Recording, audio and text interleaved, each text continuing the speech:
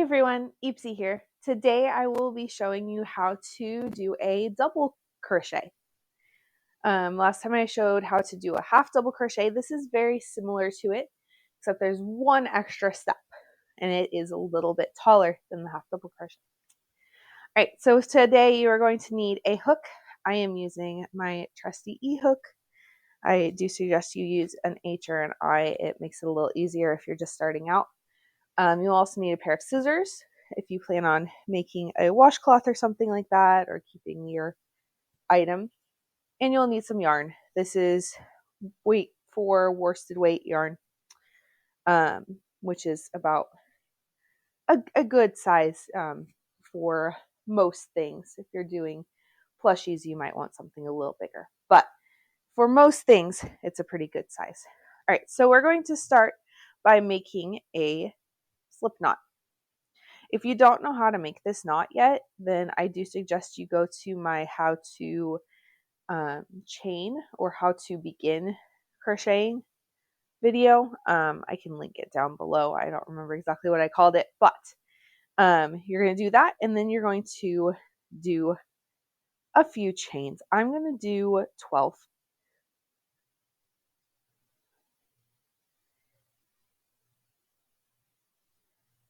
11, 12. Okay. All right. So for this stitch, it's a teeny bit different than the others that we've done so far, but you're going to go around your hook again, like the half double. This time you're going to skip 2 chains and go into that 3rd chain. This is just because it's a bit bigger. You're going to pull through. You'll have 3 on your hook. Pull through 2 of those, and then pull through the last 2. Okay. Again, you're going to go around your hook, go into the next stitch, pull up that loop. So you'll have 3 on your hook, go through 2, and then pull through the last 2. Okay, I'm going to show you that again because it is a little tricky.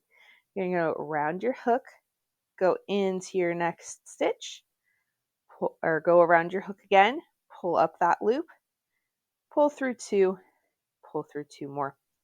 Okay, and if you have your half double crochet beside you, you will see that there is a definite difference between that and this. It's a lot taller. It honestly has more holes in it, which is helpful. Now I'm going to get to the end of this row really fast, and I will catch up with you once you get there as well.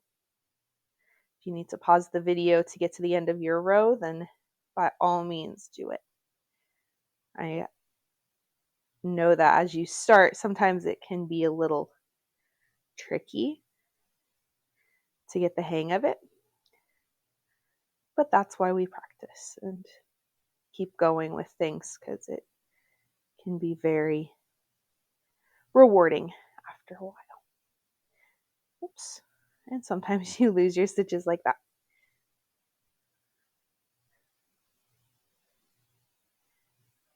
All right, and here's my last stitch.